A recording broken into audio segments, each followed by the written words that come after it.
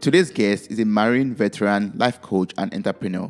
He's the CEO and creator of Positive Minds Only LLC and podcast. In this episode, we'll be discussing about his experience in the Marine, developing a positive mindset, and how he found his soulmate. I hope you enjoyed this episode. And please don't forget to follow us on Apple Podcasts, Spotify, or Google Podcasts, or whatever platform you listen to this on. Thank you. Hello and welcome to Mirror Talk Podcast. Your moment of greatness starts now. How are you doing today, Kenneth? I'm doing great. How are you doing, Toby? I'm doing fine. Thank you so much for joining me today on this episode of Mirror Talk Podcast. I'm really grateful and I'm looking forward to everything that I'm going to learn from you. Before pressing on record, I've already gotten to learn a little bit from you already, and I'm looking forward to learning even more during this conversation. Likewise. Can we get to know you better? Can you share about your story and about your humble beginning? It's been a hell of a ride, I should say. But to get to know me, I'm from America. I was born in Atlanta, Georgia. Didn't stay there long. Me and my family, we ended up moving up north to a place called Milwaukee. And around the age of 2 and 3, I was took away from my parents. So they were arrested.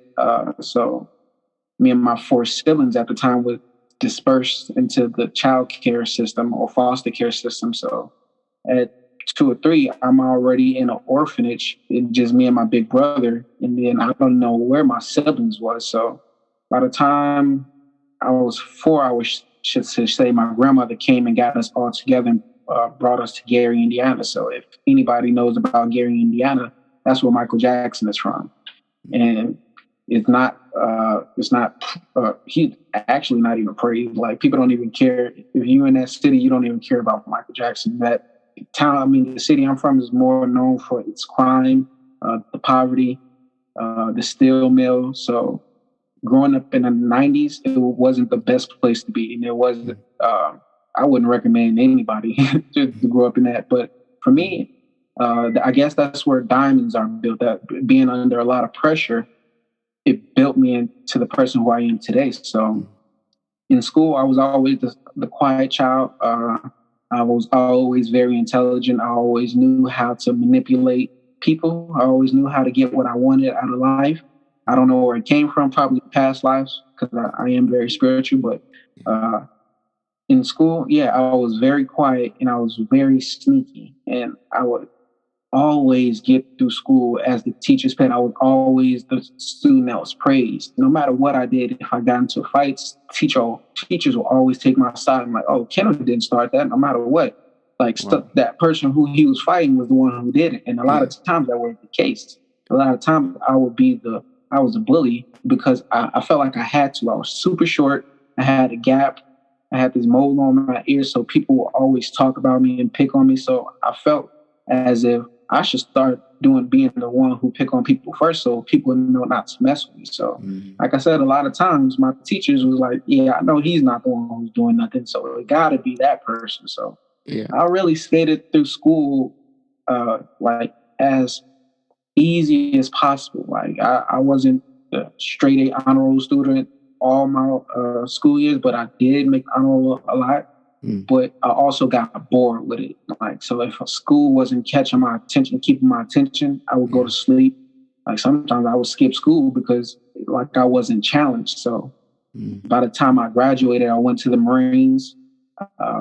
That's where life got real for me, because now I'm growing up first where there's nothing but people like me. Like, there wasn't anybody that was white or Chinese or any other culture. They were all black. They were we all made around the same, or our parents made around the same amount of money. Like, but the difference between me, my family traveled a lot. So during the summer times, we would go everywhere. We would go to Disney World. We would go to a lot of family reunions in different states.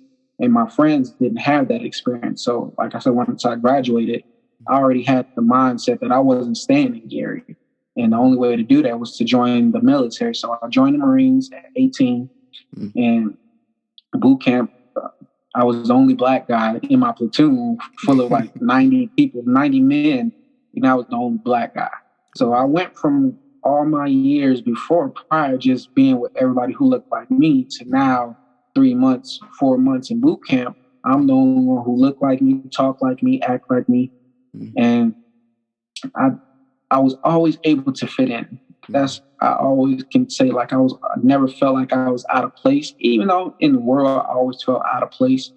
But any room I go to or go in, I was able to blend in. So even in boot camp, I didn't have a hard time. I didn't deal with a lot of racistness, but what I did deal with was being brainwashed to a certain extent. So in boot camp, you got to unlearn everything that your parents taught you. They're screaming in your face every day from the time you wake up to the time you go to sleep. There's people in your face, like screaming at you. You're working out every day. You're doing like just physical labor every single day. So I wasn't used to that because I wasn't the kid who was I played sports, but I was never on the sports team. Dear friend, you can grow your personal and business brand by creating a strong network through podcasting. Create real human connections, have the ability to share your story and interesting point of view. To get started, you can make use of the special offer for friends of this podcast, which is on kitcaster.com/mirror. kitcaster.com/MIRROR. The link and further instruction or details will be found in the show notes for this episode. Thank you. I never had to truly work out until I got into the military. So I wasn't always the most fit, but I was always able to just keep up and like just not slack off. So in boot camp, I learned a lot about just different other cultures and different other people, how the way they thought and how they think. And even in boot camp, I was kind of put on a pedestal because my drill instructors, they took a liking to me, I guess. And they didn't want me to feel uncomfortable. They didn't want me to feel like I was being racist. I mean, they didn't want me to feel that. So a lot of times they had me in like the drill instructor room, like watching a Chappelle show. I don't know if you watched that or seen that, but it's a comedy show from Dave Chappelle. And like just making me feel comfortable. But what's crazy is I ended up getting sick in boot camp and catching pneumonia in both of my lungs. And I was basically on my deathbed. Wow. And that one of the worst times because I didn't know what was going on. I mean, they told me I had pneumonia. Didn't understand the true effect that it had on me. So I was trying to just continue with my training, but it wasn't possible because I could have died if I was just being overworked because this is boot camp. And a lot of times, if you're not on your deathbed, like they don't care, you just got to keep going forward. So that held me back for about a month and a half. And so by the time I rejoined my boot camp, I was in a different platoon. And this time we had 2 Black people already in that platoon. But for some reason, these 2 Black guys fell out of that platoon. So once again, it ended up being me, the only Black guy graduating my platoon.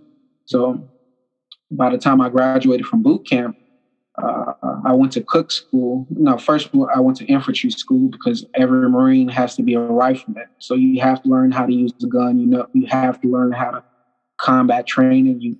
It's the number one priority. Before you can do your job, you have to learn how to basically kill because that's what the only thing they say in boot camp is kill, kill, kill. So I realized that in boot camp, they was brainwashing us. So in the back of my head was, I can't be brainwashed. Like you're not going to plant that seed in my head. I don't want to be the one who's all like kill everything that I see because if you know, in America, a lot of police, they trigger happy. And a lot of times, most of them was probably in the Marines not the Marines, but the military. So they are brainwashed or they have this mindset like this comes naturally. So throughout my whole military service, I was never truly in the military, meaning my mind wasn't in the military, but I was working. I was there. Like I said, I was a chef. I did my first deployment in 2010. That's when Haiti had an earthquake, so a lot of things happened. So I was there to help, provide support. I was able to visit Jordan. I was able to swim in the Red Sea. or C, they said Moses parted. I don't know if that's true, but I was able to swim in it, and I was able to have an experience that a lot of people I know would never get that chance. So then I was able to visit Italy. We did that for like a week, and I had a great experience there because no one spoke English. So we was in McDonald's trying to order Big Macs, and like you got to read what's on the screen, and it's not what how you pronounce it, or it's not exactly what you want. But my military serving years was some of the best times of my life. Even though I was at Afghanistan for 7 months and in the middle of a desert, just like I am now in Vegas, but it's all gear. You can't take off your gear. You can't go without your weapon. I had to sleep with my rifle. It went everywhere I went. Every time I ate, when I went to a shower, my rifle was with me. So the military kind of put me in a mindset to always being on go, like always being prepared for whatever. And a lot of times it was just a whole lot of hurry up and waiting, meaning you're being told to be somewhere at a certain time. As soon as you get there, you just waiting hours later just for the next order. And most of the times there is no after that because there is no war truly going on. So we were basically being prepared to go to war or being in war, and that wasn't it wasn't needed. And I didn't know that back then, but of course, me being older now, like I said, I only did 4 years in the military. And after that, like that's when I got out. I didn't know what I wanted to do, didn't know who I was. I didn't have that direction or that person guiding me or telling me what I was to do. So I failed for like 3 years after I got out the military. I had an eviction, had my car repoed, was living in the trailer parks. So like anything you can name, like we was on food stamps, like WIC, like that was just a government assistance. Like, and the reason I was failing in life is, like I said, I didn't know who I was. I didn't have any goals. And even during when I was in the military, I never saved no money at all. Like so even though I was getting paid good for 4 years, no one told me, hey, you need to prepare for the time where this income is not coming no more. And I took that for granted because, like I said, I was living paycheck to paycheck. And once I got out of the military, that completely stopped me. And of course, I got benefits later on, but that was years later where I was able to get my benefits from the military. So I failed because I didn't have a goal in life. I didn't know what I wanted to do. I was just trying to survive. And that taught me a lot. I was married at the time. Like I said, I already had 4 children at that time. Like after I got out of the military, I know I was on my 3rd child after I got out of the military, but while I was failing in life, I had 4 children total. And I wasn't able to be the best parent. I wasn't able to provide like I wanted to. And I seemed to be going down the same path as my parents and not a criminal lifestyle, or not to say they were criminals, but I didn't go down that. But just as far as not being able to provide for my family or myself, I had to, I didn't know what I was doing. I didn't know what I wanted to do. And then in 2015, my great grandmother passed away. She raised me, so that made me go back home. So I was living in North Carolina for 7 years. That's while I was in the Marines. Then a couple years after I got out, 3 years after I got out, I was still there. Then in 2015, she passed away. I had to go back to Gary. So when I did that, I basically hit the reset button on my life. I'm like, I can't go back to North Carolina. Like the marriage I was in, it wasn't working. Like I already knew she wasn't my wife, even though I was trying to stick it out through the good and the bad. But when something is not meant, it would never work, and it is only going to hurt the people that's involved in it. So, yeah, I had to get a divorce, and she kept the kids because when I came back home, I didn't have nothing. The only thing I had was like clothes on my back and my suitcase. And when I was going back home to Indiana, the weather was so cold, it was snowing and freezing, and all I had was my military outfit on. So my kids couldn't even came back with me at that time. So in 2015, I'm sleeping on my grandma's couch. Still don't know what my purpose is. Still don't know who I was. And started working at the casino, and I was a chef there. That's where I feel like my life began to change for the better, because that's when I seen my wife today. Like I would see her every day, and what's crazy is we went to high school together, and she was best friends with my little sister, but I never knew it. Like, because you don't be in your little brothers or your little siblings' business. You don't care who they're from. No. So, but I always knew who my wife was. She was a twin. She's like light skinned, tall, so she stuck out. She always stood out, even to this day. She stands out everywhere we go. So I always had a crush on her, but like I said, I was quiet, like I was shy, and I knew she wasn't gonna give me the time of the day because she was taller than me, for one. And she was on the basketball team, so like we were complete opposites. But like I said, once I started working at the casino, she was working there as well. So I would see her every single day because I would have to cook for her. So every time I would see her, I'm like, that's my wife. Like I guess my spirit. Like, so I finally got the courage to reach out to her on social media. But this was after I left that job. So I finally got the nerve. Finally got the chance. And at first she put me in the friend zone. So I was in the friend zone for like a month, but that was okay because I'm finally getting to talk to the girl on my friend. Like I said, I had always knew who she was.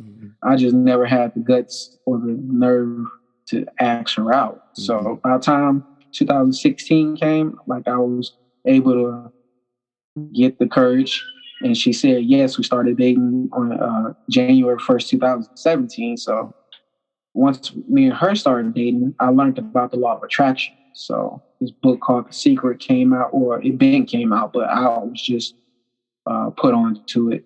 And it was about the law of attraction and how your thoughts create your reality, where you can manifest anything you want. You can have anything you want. All you got to do is like write the goal down. And it clicked in my head. I'm like, oh, that's why I was failing in life, is because I never set goals for myself. Like I never knew what I want. Even though I knew what I wanted, like I never strived to get it. So me and her set the goal to move to Las Vegas, and we moved here in 2018. 2018 come, I started learning about meditation. Now, when I did that, learned about meditation, I started learning about chakras. I started learning about energy healing. I started learning about your mindset, like healing trauma. A lot of the things that I went through in life, I held on to a lot of that trauma. And even as a child, I was still hurt and I was still unhealed from the things that I experienced. So once I learned that I had to heal from that, and that's what was holding me back, that's when my life began to change. That's when I began to become this person who could have a conversation. Because before then, like I said, I had no goals. I didn't know what I wanted. I thought I was going to be a YouTube star because I got two brothers who do it, and they're both famous on it. So I thought that was going to be I thought I was gonna be the third one, and it didn't work out like that. And still to this day, I'm not a camera person, so my podcast is basically my voice. So when I do get on the podcast, and they're like, "You okay with being on camera?" I'm like, "Yeah, I'm okay because I'm not going to do it myself." Like if I got to do it myself and I got to edit it myself, I'm going to critique myself. I'm like, I don't like it, and I'm going to get too much in my head. So I understand. But yeah, leading up to 2021, like I said before, like 2021 has been like one of my most profitable years, like financially, because before then, like even though I made money in the military, like I said, I spent as soon as I got it. So I never was able to hold on to anything. I never saved. Now I know how to save money. I know I've been investing. So I became a man, basically. I found myself. I know who I am. I know why I went through the things I went through. Like I said, I'm a spiritual person, so I know who I was in my past lives. So like I truly went on the journey to find myself. And once I found myself, I was able to operate in my highest version. And that's a long, like I said, it was pretty long, but like I said, there is no short story with me. There, I can't break it down short. I'm always gonna go take the long route. Even when I drive, like I'll go take the long route just to listen to the music I love. Yeah, which is very awesome actually. As in, it's so inspiring to listen to your story and to see you coming from a very humble beginning to becoming, who you are right now, going from a place of not knowing who you are to being, to operating your highest or with your full potential right now. So Exactly. For a listener out there, how would you tell the person to find who he or she is? Like, how did you find yourself? How did you discover your purpose, and how do you start working or fulfilling your purpose? Well, I had to have you got to ask yourself those questions. So me, it started with asking myself, okay, what is my purpose? What am I here for? Like, I know I'm not here to just work a regular 9 to 5, because that's not what I want to do. That's not what success is. And what started me on that journey was Earl Nightingale's The Strangest Secret. Like, it's a book, but it's also on YouTube, so it's in audio format. And I listened to that every day for 30 days. And that's when truly my life switched. At first, I'm thinking because this audio was made in 1950. So, like, my expectations of what I'm listening to was soon after 30 days, I'm going to be rich. I'm going to manifest everything that I wanted, all my goals. Yeah, but yeah. It didn't happen like that. So within that 30 days, like, I started knowing what I wanted. Like, that's what it was. I knew what I wanted. I knew how much money I wanted.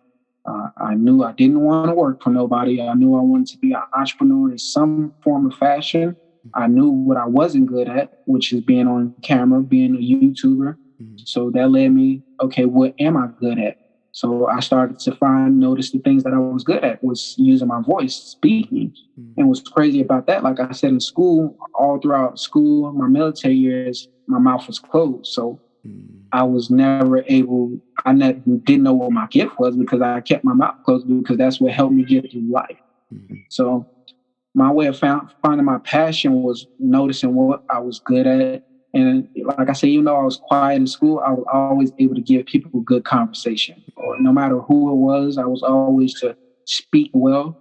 So that led to the podcast. And what's crazy about that, I had this podcast app on my phone for 3 months before I even did it. And I didn't even know how I downloaded it. I didn't know why I downloaded it. Even though I was watching Joe Rogan podcast, like, it never registered in my head to do the podcast. And then one day, November 13th, 2018, that's when I woke up and it clicked. Okay, I'm going to do a podcast. And I'd had my phone. I started on my phone. And it wasn't the best podcast or the best quality. It wasn't the best speaking. But that's what started me on my journey to at least becoming who I am today. Yes. And this is not even my final version. I'm only 31 years old, so I still have a long way to go. Yes, and that's what I like. Like, there's always room to improve, room to grow, room to develop and become a much better person in future. Exactly. Yes. And if I could dive back a little bit to your days in the military, in the Marine, you made mention of, like, when you were in the Marine, you had to, like, be ready to go, be ready for anything at any time. Are there other lessons from that period of your life, also working as a cook and traveling, or being deployed to different countries in the world? Are there other lessons from that period of your life that you are making use of right now, or that is useful for everyone out there? And thank you for asking that question, because nobody never really asked me what were the lessons I learned from that time. And like you said, I was always had to be gone. So most of the time when I was married, I wasn't even at home. Like, I wasn't in the household. I was in training, or I was deployed, like, basically the marriage. And once I got out of the military, that's when I was with my partner most of the time. And that's when I realized she wasn't truly my partner, because I was getting to know her. And even then, before, the reason I had even only got married to her was because I was a Christian. I was in church, and that's what they say. You're not supposed to be living with a woman. You're not supposed to have kids with a person you're not married with. So I'm thinking, well, I don't want to go to hell, and I want to do what the Bible says. So let me marry her. And I had already had my son before her. So I didn't want to be that guy who's just having kids and not married. So I was thinking I was doing the right steps, but it was with the wrong person. So for me, I won't waste as much time as I did back then. Like, if I know I'm with my partner today, so it's not even a question as if she's the one for me. Like, if you know your partner or you know the relationship you're in is not going to last or is not going to go into the future, then you need to cut off all ties as soon as you have that epiphany or as soon as you realize that. It's not always the easiest thing to do because, of course, I have kids with her, and but if it's meant to be, it's meant to be, and it wasn't meant for us to be together. And even to this day, like she understands, like that we was together to learn something from that. Like it wasn't meant to be together, so there is no jealousy, there is no hate between us. Like we're friends now, like we're able to communicate. But for the longest time, like I grew bitter towards my partner because I knew I wasn't supposed to be with her. But I also didn't have the guts to just leave until I was finally fed up. And like I said, if you're with someone and you know you're not supposed to be, it's only going to hurt both parties and the kids as well. So that's what I definitely learned during that time. Yes. So for someone out there who is like single or searching for a soulmate, what would you advise the person to do or look out for? What are the characteristics or the things to look out for in a person to, identify that person as your soulmate? So for me, like I have to know exactly what I wanted in a person. So that means I got to know what I want her to like. For me, I knew I didn't want someone like my ex-wife. Like, and she, not to say she was a bad person, but she was just, she wanted to wear the pants in a relationship. She was more out there. She was more like not me. Like we didn't truly connect. We didn't come from the same background. She grew up in the South. I grew up in the Midwest. So not to say you can't marry someone from a different place, but we didn't mesh well. The reason that me and her even started dating because MySpace. I seen her MySpace picture and I was enticed by lust. So you have to know like the difference between lust, temptation, love, like true feelings. And you have to know what you want. You got to know what you don't want. So I was very specific what I wrote down and when I said I wanted my true partner.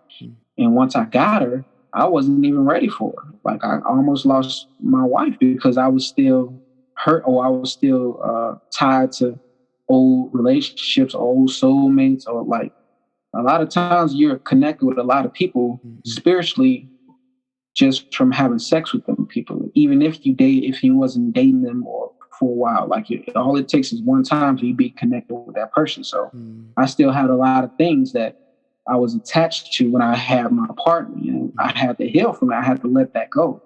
So I forgot what the question was, but I know it led me to say that. Yes, which is I find that very what you just said now very valid. Like having this connection with different people, even though you didn't really date them or be in a relationship with them, but the question was like what am I going to look out for example, in a female or in a male person to identify that person as my soulmate. What kind of connection do I have to feel, or what kind of emotions do I have to experience to be able to say, yeah? It's gonna and it's all gonna always be different. But when you find that person, you're gonna know. Like your spirit is gonna know. Like for me and my wife, we have the same background. We both grew up in the same environment. We both went to the same school. Not to say you got to go to the same school with that person, but like our past is tied together. Like we're the same. She's just the female version of it. So that's what it is. You got to find the female version or the male version of it. And if you don't like who you are, then that means you just need to work on yourself some more because you can't. A lot of times we're not operating at our best, at our best self, but we want so much and we're not ready for it. So a lot of times we need to work on ourselves first before we can truly find that partner. I was lucky to find my partner before I found myself, but she was the trigger to helping me become who I am today because I wanted to be. I didn't want to lose her. Like before any other time I would date or deal with other women, I didn't care about losing them or I didn't care about their feelings. But when it came to my wife, I realized every time that I hurt her, I was only hurting myself. Like when I realized like anything I did to her that was disrespectful or was wrong, like I got that karma immediately. So I never got that with anybody else. So I was I was having a spiritual awakening. That's what it was.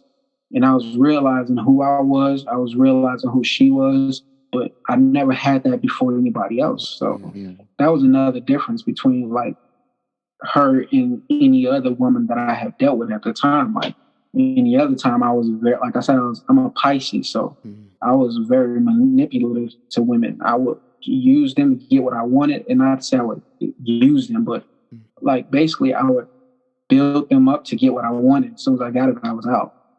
So I had a lot. The way I was towards women is because, like I said, how I was raised. I didn't have my mom life. My mom was in and out. So a lot of times I would hurt women before they got the chance to hurt me. And in my marriage, my first marriage, she was the one who was actually hurting me. So I'm like, I always understood karma. I always knew about soulmates and all that.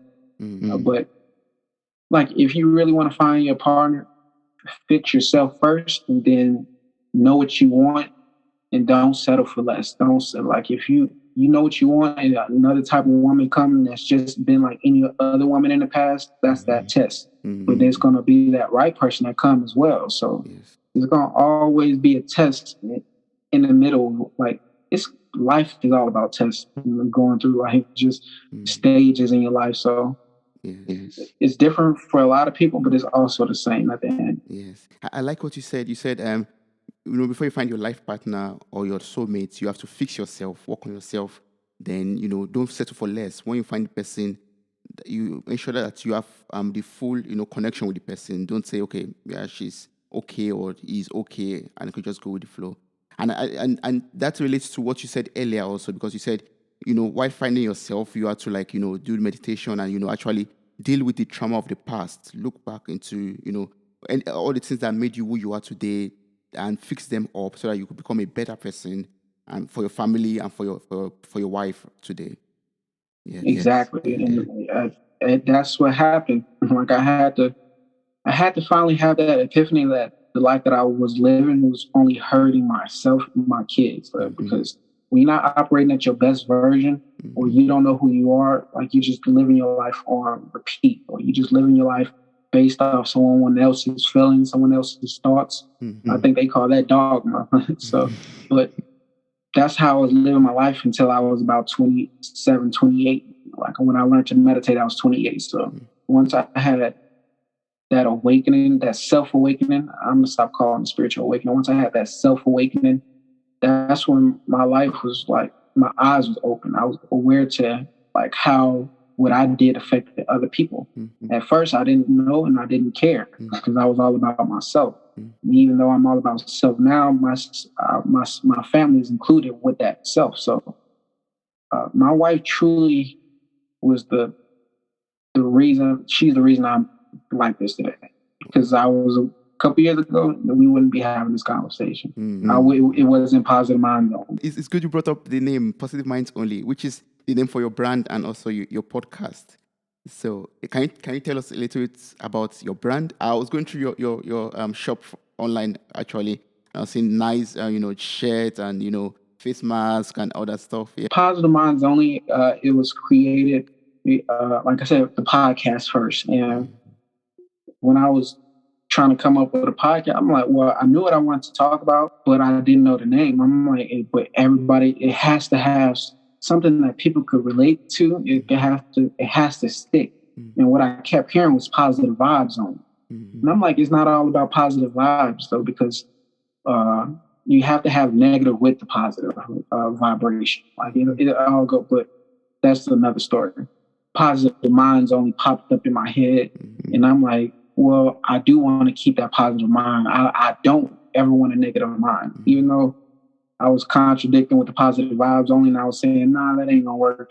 Everybody see that already, but positive mind only, like, that's something I live to have. Like, every day I strive to have a positive mindset, no matter what, no matter if negative thoughts come, because they're gonna always come. You can never really get rid of negativity overall. You have to have both. So, but when negative thoughts come in my head, I'm always standing guard at the door of my mind, so nothing bad gets in, or it doesn't last long. So that's what the podcast transitioned into the company. Mm-hmm. And now it's transitioned into a media company where it's all about positive media only as well. Mm-hmm. So when I do finally start doing YouTube or anything, it's only going to be positivity. It's not going to be what you're used to seeing on TV or social media. So that's awesome. That's what we need actually. In this day and time, with a lot of negativity going on, we need a source of positivity, or various sources of positivity is actually in our lives. Yeah. Yes. And I'm not trying to get rid of any negativity because I like those negative movies sometimes. I like movies that has a lot of shooting and killing sometimes. I like action. We're so used to that. So my goal is to not get rid of negativity because, like I said, you need both to exist. So Yes. I just want to be able to be that place where it's nothing but positivity. So I read about your life philosophy, and you said, as you said also now, you said, you believe that our thoughts create our reality.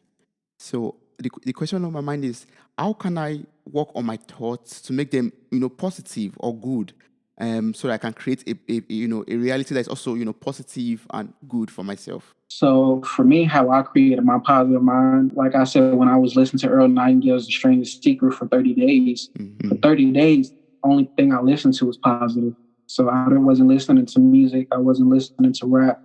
I was only listening to Earl Nightingale, Bob Proctor, and these are speakers, I won't say life coach speakers, but they only speak about positivity. They only speak about fixing your mind. So I read a lot of books like Napoleon Hill's Think and Grow Rich.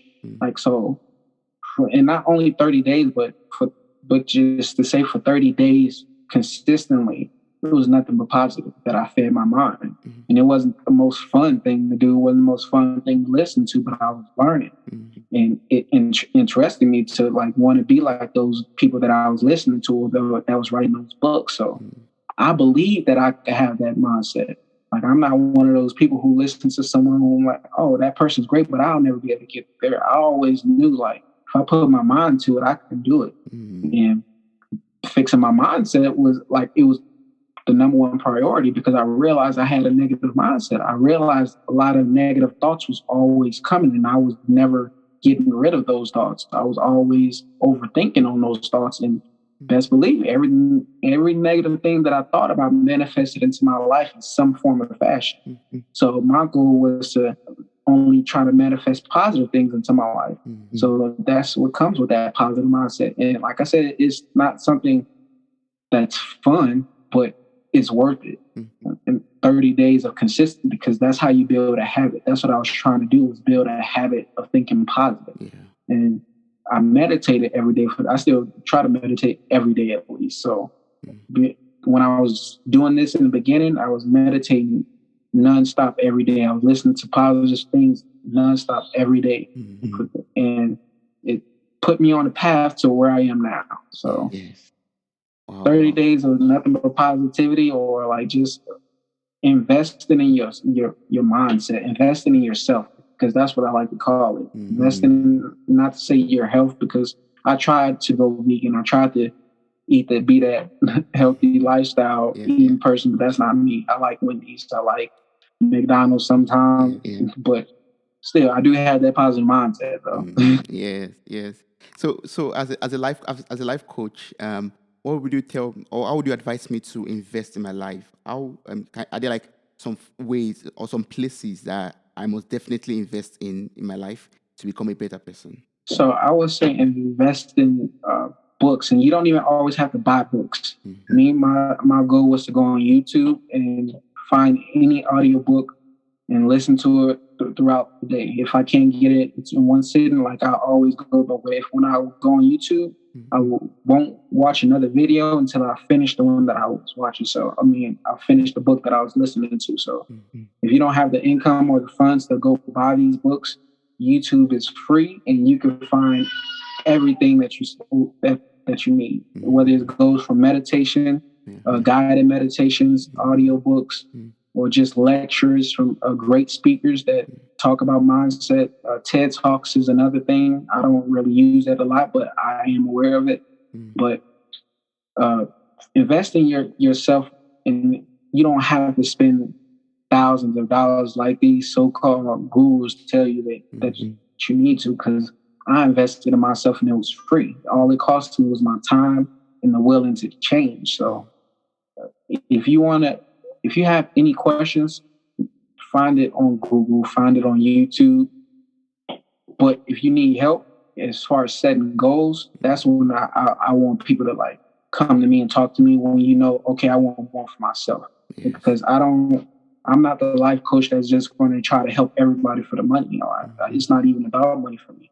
I want people that come to me when they've fed up with how they've been living their life for however long. Because that's what it took for me to change. I had to be fed up for how I was living my life prior to the time I wanted to change. Because that's when I didn't slack on watching positive videos. I didn't do it one day and then go back to normal the next day because I really wanted to change. So the type of life coach I am, I don't even charge people for my services. You just got to be willing to change your life. You got to don't waste my time. That's all I tell people. Just don't waste my time. Yeah. And I automatically know when a person is going to waste my time. So I'll give them the words that they need, but it may not be the words they want to hear. Yeah. So for someone out there who is ready and eager to learn, to change his or her life, how can that person reach out to you for, life coaching? Positive Minds Only. Like that's all you have to do is type it in on Google. My social media will pop up from Instagram to Facebook, and just message me because I'm accessible. I'm not a person who's have 1,000 unread messages. I would try to read everything that I see. And if a person truly want help and they reach out, like I said, I'm not charging people for it if they want to change their life because it didn't cost me. Yes. At the end of the day, I got to this mindset for free. Like I said, it costed me my time and my willing to change. So. Yes, that's awesome. I'm going to place the link to your website and also to your podcast, your YouTube channel, in the show notes for this episode. So anyone who is interested could just, copy the link or click on the link and get in contact with you and get, positive mind or positivity that could help you to, improve your life or become a better person. That's awesome. Thank you so much for everything I was able to learn from you today. It was an amazing time for me. Yeah, thank you for having me. Wow, you made it to the very end of this episode. Thank you so much for listening. I'm grateful for your time, your love, and your contributions. Subscribe, like, review, and share this podcast. God bless you. Bye.